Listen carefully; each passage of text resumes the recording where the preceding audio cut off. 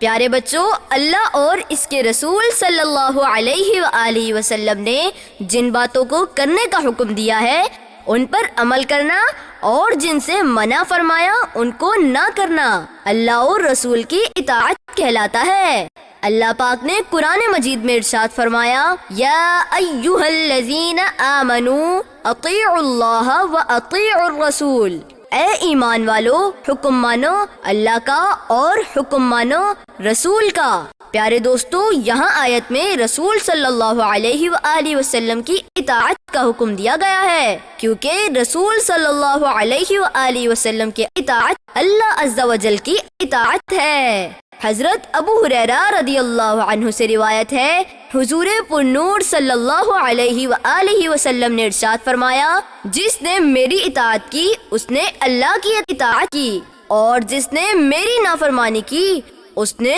اللہ عز و جل کی نافرمانی کی۔ پیارے بچوں، دیکھا آپ نے کہ قرآن پاک میں ہمارے آقا صلی اللہ علیہ وآلہ وسلم کی اطاعت تو فرمانبرداری کا حکم دیا ہے، لہٰذا جس کام کا آپ صلی اللہ علیہ وآلہ وسلم نے حکم فرمایا اسے کرنا، اور جس سے منع فرمایا اس سے رک جانا ضروری ہے۔ اللہ پاک ہمیں اخلاص کے ساتھ پیارے آقا صلی اللہ علیہ وآلہ وسلم کی اطاعت کرنے کی توفیق عطا فرمائے، آمین۔